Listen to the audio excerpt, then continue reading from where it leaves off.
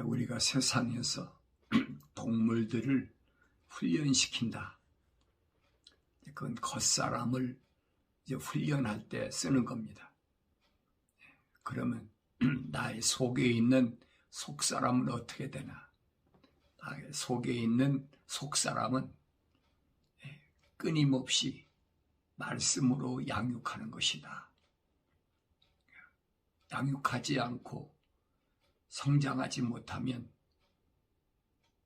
겉사람이 나이가 아무리 많이 먹어도 성장하지 못하는 겁니다. 시간이 지나면 자라겠지. 그건 있을 수가 없는 얘기. 그러니까 사도 바울은 뭐라고 그럽니까? 경건의 훈련을 하라. 거룩한 훈련을 하라. 예루살렘을 떠나지 않는 훈련을 하라. 항상 거룩에 거하는 이게 습관이 되어야 된다. 그렇게 가르치고 있습니다. 그래서 사도 바울은 디모데나 디도나 이제 하나님의 그 사랑받는 종들을 훈련하는 이런 것들을 보면은 하루아침이 되는 것이 아니에요. 시간을 두고 속사람이 성장해야 된다 하는 부분을 말씀하고 있음을 바울 서신에서 우리가 볼 수가 있습니다. 그러니까 이런 것들을 알지 못했던 과거의 나를 지금 돌이켜보면 그래요. 내가 그래도 적어도 지금 생각해보면 난 간증은 잘 안는데 내 경우를 얘기하는 거예요. 적어도 60년대 이제 내가 20대 아니 사춘기 지나서지요. 그때 내가 뭔가 이렇게 방황하는 삶이 아니라 이건 내가 잘못됐구나 하는 것을 깨닫고 그때 처음으로 후회의 눈물을 흘려봤어요. 그리고 이제 한국에서는 기도원이라는 데가 있잖아요. 옛날에는 많지 않았어요. 호남에 또 영남에 이렇게 몇 군데밖에 없었어요. 그러니까 처음에 내가 참 사춘기 때 너무나 혈기방화하고 그런 삶을 살았구나 하면서 내가 후회를 하고 그 눈물을 흘렸는데 그것이 최초의 시작이에요. 그때 내가 하나님 말씀을 지금도 기억하는데 뭐라 그럴까요? 하지 못하는 그 말씀을 읽고 나니까 알지 못하는 그 시원함, 이전에 억눌렸던 항상 남의 것을 탈취하고 도둑질하고 이렇게 남을 괴롭히는 그런 삶을 살았다가 이것이 얼마나 잘못되었느냐 하는 것을 깨닫고 나서 내가 후에 눈물을 흘리고 나니까 그렇게 시원하고 세상은 이렇게 사는 것이 아니구나. 그래서 소위 말하는 그 수도라는 거예요. 그래서 경상북도에 있는 그 용문산이라는 그 기도원에 가서 내가 그래도 1년을 못 견뎠어요. 왜냐하면 내가 알고 있는 성경하고는 너무나 다르니까. 거기 구국 기도원이 있고 별거 다 있어요. 그러니까 눈 올 때 구국 기도원에 가서 순번대로 가서 1시간씩 기도도 하고 별거 다 하죠. 그래서 거기서도 내가 소위 말해 회의를 느끼고 이거 아니다. 다시 하산해서 어떻게 할까 할 때 그때 나한테 이제 다가온 게 뭐냐? 개신교 신학교를 가라. 그러니까 신학교는 내가 접해보지 못한 그런 세상이니까 이제 신학교 가서 기숙사에 들어갔죠. 기숙사에 들어갔는데 그 가르치는 것이 나는 그래도 성경에 대해서 잘 모르니까 성경에 대해서 뭐 얘기하고 성경에 대해서 의논하고 뭐 이렇게 할 줄 알았는데 전혀 다른 학문을 가르치는 거예요.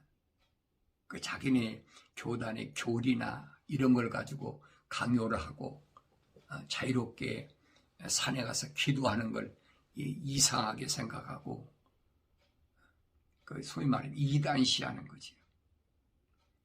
그런데 그때 나는 벌써 나도 모르게 방언이라는 것이 나오고 그래 이게 뭔가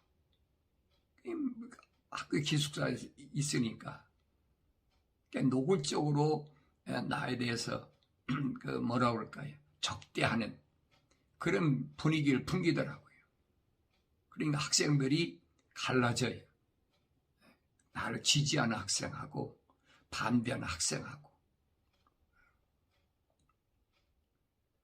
그래서 내가 참다 못해가지고 아직도 속에 그 뭐 젊은 혈기나 이런 게 남았으니까 그렇겠지만은 내가 그 미국에서 온 선교사가 교장이었는데 그 사람한테 가서 그 영어를 못하니까 그 사람도 뭐 한국말을 잘 못하니까 통역 이제 시켜가 통역하고 들어가서 내가 성경을 가지고 따졌어요. 왜 나를 적대시하느냐? 성경이 방언이 없냐? 성경에 분명히 성령의 은사가 방언이 있는데 왜 적대시하느냐? 그랬더니 그 선교사가 정색을 하면서 나에게 뭐라고 하니 성경보다는 교리가 먼저라는 거예요. 우리 교단에 들어와서 신학교 와서 공부를 하면 교리를 먼저 지켜야 된다는 거예요. 그러니까 화가 안 나요. 화가 나지. 그래서 내가 그 미국 교장한테 그랬어요. 그러면 성경이 먼저냐 교리가 먼저냐? 이 교단이 먼저냐 성경이 먼저냐? 그러고 따졌어요. 그때면 통역 얼굴이 뻘개지더라고요. 지금도 잃어버리질 않아요.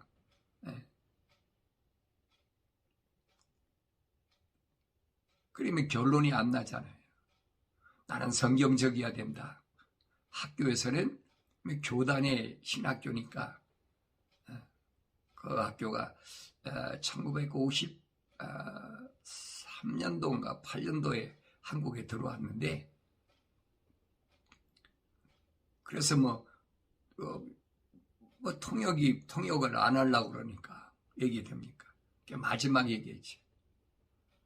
당신 이런 식으로 하면 학생들이 갈라졌으니까 나를 지지하는 학생들 내가 싹 끌고 나가겠다. 근데 거짓말이니까 성경적이 아니니까. 그랬더니 얼굴이 하얗게 질려버리더라고요. 나가 신학교에서 나와버렸어요. 일확천금을 준다 해도 성경적이 아닌 것을 얘기한다. 그 있을 수가 없는 거죠. 나중에 내가 대학원에 가서도 대전 침신대학원에 가서 마찬가지. 3년 동안 내가 대학원을 다니는 동안에 마지막 논문을 써야 되는데 그동안 그 안에서 계속 다퉜죠. 침신 교리 가르치는 그때 선교사인데 그 사람하고도 계속 다퉜어요. 성경적이 아닌 걸 가지고 이야기하면 그 사람들은 자기네 교단이 교리만 갖고 얘기하는 거예요. 그 마지막 이제 졸업을 하려고 논문을 쓰라는데 내가 그때 논문 제목을 지금도 잊어버리지 않아요. 예배에 대해서 내가 예배학을 전공을 했으니까 예배가 뭐냐 하는 거예요. 성경에서 예배가 뭐냐. 신학교에서 가르치는 예배학하고 성경적 예배, 그래서 현대 교회의 예배 의식과 성경적 고찰이라. 그래 제목을 내가 대학원장한테 제출하고 나서 대원장이 나한테 지시가 내려오더라고요. 지도교수니까, 논문 지도교수니까 뭐라고 그런 거 아니 그래. 시중에 있는 예배학에 대해서 책을 뭐 30권인가 몇 권을 이제 사서 읽고 그리고 논문을 써라. 그때부터 나오고 이제 어긋나는 거지. 나는 현대교회 예배의식하고 이것이 얼마나 성경적이냐, 얼마나 성경과 맞는 거냐, 어디가 틀렸느냐, 이것을 가리켜서 논문을 쓴다는데 그걸 반대하는 거예요. 그 논문 지도교수, 대학원 논문 지도교수가 그 대학원장인데, 그래 나하고 맞을 수가 없지요. 나는 전국에 그래도 개신교에서 큰 교회, 내노라는 교회 주일날 주보를 다 모아가지고 몇십 장을 모아가지고 이게 과연 성경적이냐. 그러니까 삐뚤어질 수밖에 없지요. 그걸 거부하게 못하게 하는 거예요. 대학원이면 연구하는 그 단계인데 자기들 휘하에 집어넣고 자기가 지도하겠다는 거예요. 끊임없이 다퉜어요. 하루아침에 해결이 안 되잖아요. 그러니까 그때 그 대학원장하고 같이 나한테 설득하러 온 사람이 뭐냐면 벌커프가 쓴 조직신학 번역한 교수가 있어요. K 교수라고. 그 사람이 이제 그 사람까지 동원해가지고 나를 설득하려고 그 미팅도 여러 번 가졌지요. 그런데 나는 결국은 내가 안 하겠다. 나 석사학위 안 받아도 좋으니까 안 한다. 내가 포기해버렸어요. 그러니까 내가 장학금 주고 학교 보내던 학생들이지. 자기가 써주겠다. 너 나 안 해. 성경이 뭘 말하고 있느냐에 대해서 얘기를 하는데 이거 엉뚱한 얘기를 하고 있어요. 그러니까 계속 번민이 생기는 거예요. 이게 옳은 길인가? 내가 알기로는 하나님 말씀은 한 가지인데 왜 이렇게 다를까? 예배가 왜 이 사람들이 예배 의식에 대하여 성경적인 것이 뭔가? 왜 주님께서 예배에 대해서 말씀하시는 것을 이 사람들은 거부할까? 이거 유대교하고 똑같아요. 난 하루아침에 이루어진 것이 아니에요. 개신교니까 지금 생각하면 그래요. 개신교니까 그 사람들은 그게 옳다고 생각하니까. 성경적이 아니든 그건 상관이 없어요. 내가 미국에 와서도 마찬가지. 복음주의다. 복음주의 신학대학원이다. 그래서 트리니티 신학대학원에 가서 역시 개신교 교수는 똑같이요. 한국 교수나 미국 교수나 똑같아요. 성경적으로 얘기하면 다 피해. 아예 인사도 안 하려고 그래. 그래, 이게 뭐가 잘못됐구나. 나는 한국만 그런 줄 알았더니 미국과도 마찬가지. 그래, 내가 뉴욕에 있을 때 웨스트민스터에 가가지고 그 대학원에 가서 거기서도 마찬가지. 이런 경험을 내가 했기 때문에 여러분에게 말씀드리는 거예요. 경건의 훈련이라는 것이 얼마나 중요하냐 하는 거예요. 그런데 사람들은 그런 것보다는 어떤 간판, 내 스펙을 쌓기 위해서 내가 그래도 대학원에서 무슨 논문을 썼고 또 어떻게 인정받았고 내가 어떻게 또 석사, 박사학위를 받고 그러니까 계속 나한테 뭐라고 그럴까요? 강요하는 거예요. 교묘하게. 근데 거절하니까 나중에는 내가 아는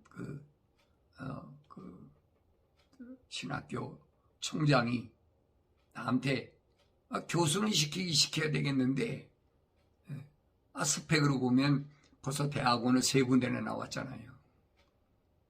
뭐 조직신학도 뭐 얼마나 하루 이틀 공부한 게 아니니까. 그러니까 명예 박사학위를 주더라. 내가 논문 쓰기를 거절하니까 명예 박사학위를 주면서 조직신학, 그다음에 교회사, 교수를 갖다 임명하더라. 그러니까 그때는 내가 조직신학, 뭐 신학교에서 조직신학하고 교회사 학점이 안 나오면 졸업 못해요. 그러니까 이런 과정을 겪으면서 혼란하지요. 이게 성경적으로 이게 아닌데. 신학교에서는 내가 벌코프가 쓴 옛날에는 상학원으로 됐어요. 조직신학이. 나중에 상중하 세권으로 바뀌었는데 그건 이제 신학교에서 가르쳤고, 그 다음에 대학원에서는 매트윈리가 쓴 또 조직신학이 있습니다. 근데 내용은 거의 같아요. 그 교회사는 필립 샤프가 쓴 8권으로 된 그 교회사를 가르치면서도 내가 잘 몰랐으니까 이게 얼마나 잘못됐느냐. 시간이 가면 갈수록 내 마음이 기쁜 것이 아니라 막 억누르는 거예요. 내가 이것을 잘못 가르치면 이 사람들이 가서 성도들에게 잘못 가르칠 텐데 그러면 그 책임은 누가 질 거냐 하는 거예요. 내가 학생만 가르치는 끝나는 것이 아니에요. 그 학생이 가서 졸업하고 목사 안수를 받으면 그 사람이 가서 또 많은 사람들에게 똑같은 얘기를 할 텐데 하나님 옆에 갔을 때 내 양심에 도저히 용납이 안 되는 거예요. 그래서 내가 뉴욕에 있을 때 그 장로교 신학교 합동측이죠. 내가 거절했어요. 나 더 이상 안 가르치려한다. 그러니까 뭐 학부에서는 갑자기 뭐 조직신학 가르칠 교수나 교회사 가르칠 교수가 마땅치 않으니까 아침 저녁으로 뭐가 불만이냐, 뭐가 잘못됐느냐, 그런데 성령께서 나에게 아니라는 거예요. 그래서 내가 가지고 있던 그때 뭐 한 6,000권 되는 서적들을 다 버려버렸어. 이거 버려야 내가 사는구나. 왜? 하나님 말씀에 바울이 그랬잖아요. 배설물로 여긴다. 하나님 말씀 외에는, 내가 만난 부활하신 예수님 이분 외에는, 이분이 하신 말씀 외에는 자기 배설물로 여긴다. 그때야 내가 실감한 거예요. 이거 잘못됐구나.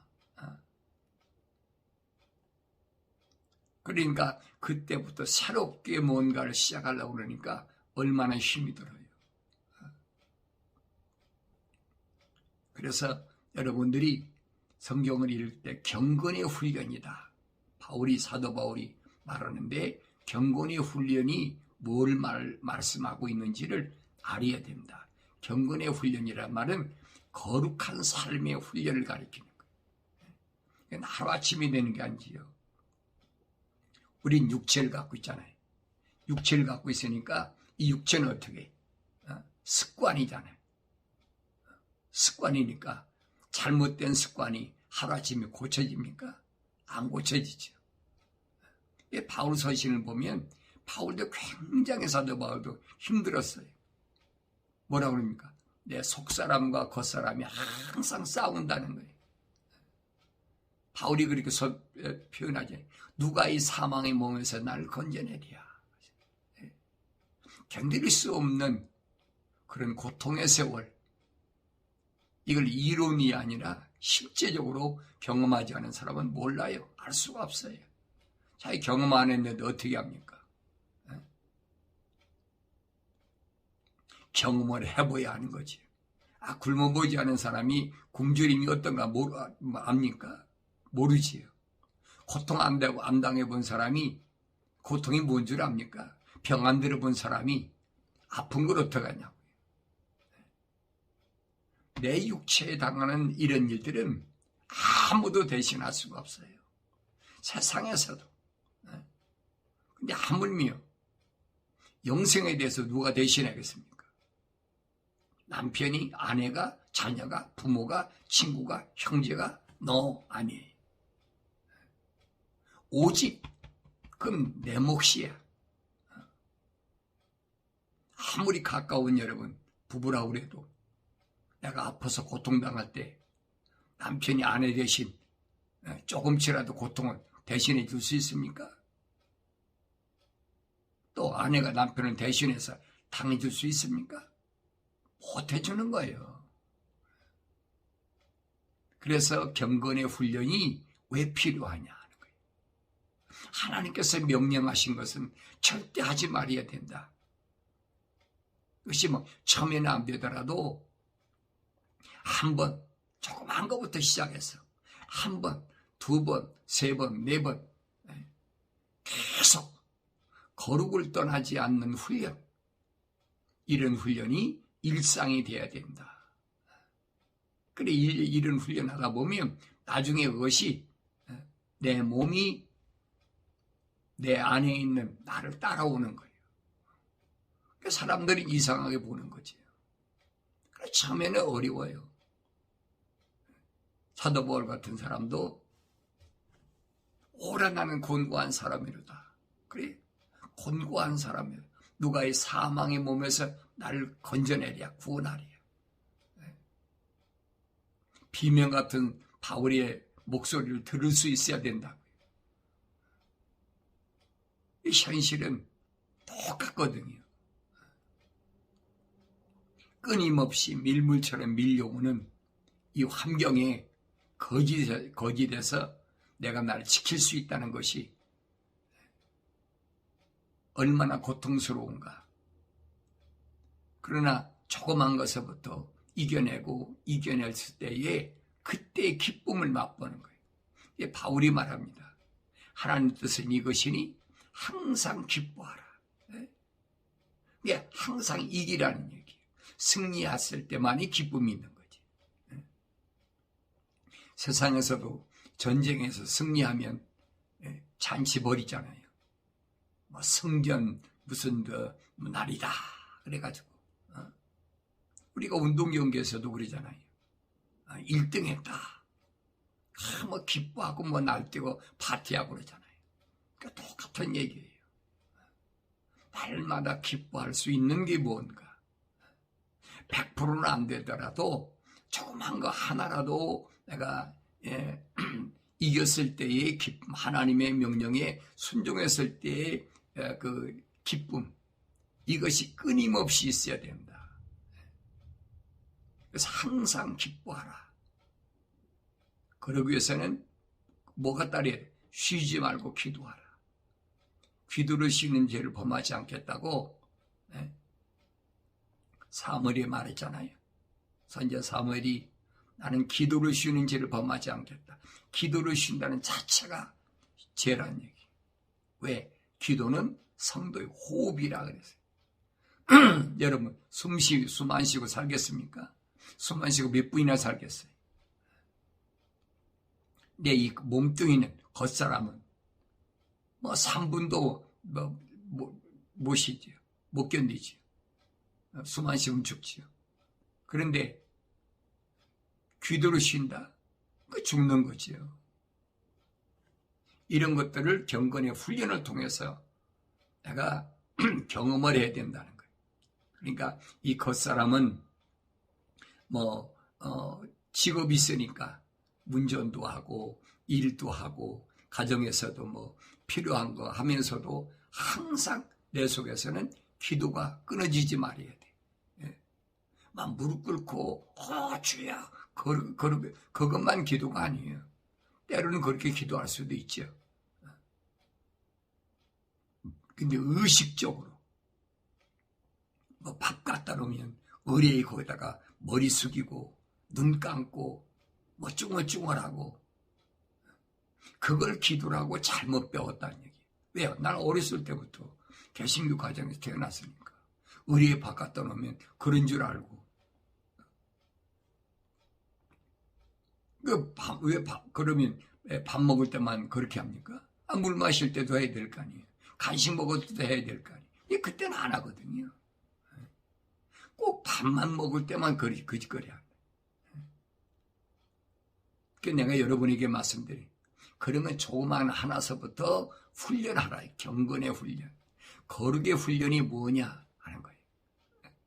우리가 어차피 육신적인 이 몸은 다윗이 말한 것처럼 사람이 70이고 강건하면 80이고 요즘이야 뭐 100세 세다라고 그러니까 90살 100세 사는데 그게 문제가 아니라는 거지.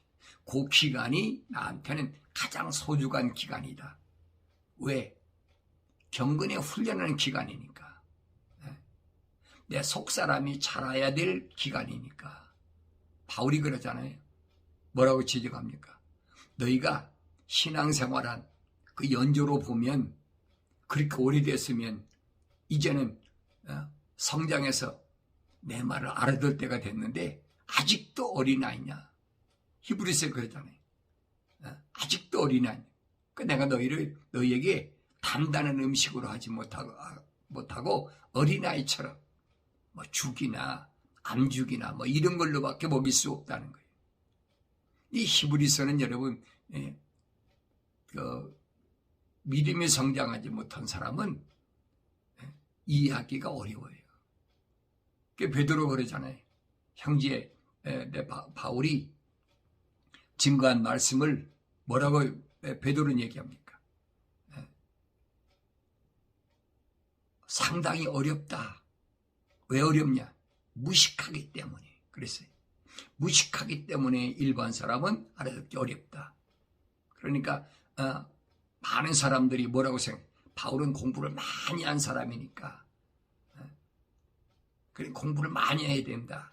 신학교 나와야 되고 대학원 나와야 되고 그래서 공부를 많이 해야만이 알 수가 있다. 이게 거짓말하고 있거든요. 그러니까 여러분에게 말씀드리는 거예요. 나는 그런 과정을 수십 년을 겪었기 때문에 이거 아니다. 자신 있게 말하는 거예요. 여러분에게. 여러분이 어떻게 생각할지 모르지만은 난 솔직하게 내가 유튜브 방송에 올리는 것들 여러 말씀을 증거하는 것은 내 생명을 걸고 하는 거예요. 왜 하나님 앞에 가서 하나님께서 내가 너한테 언제 그런 말 했어? 주님께서 나한테 책망하실 때 내가 뭐라고 변명할 거예요? 변명할 말이 없잖아요. 그때 무슨 어느 신학 교수가 그렇게 얘기해서 나도 그러겠습니다. 그 말이 됩니까? 첫사람 아담이 하와한테 핑계대는 게 마찬가지예요. 하나님이 향해서 하나님께서 나한테 말씀하셨는데 첫사람 아담한테 말씀하셨지 하나님 호흡이 안 들어간 하와한테 말씀하셨습니까?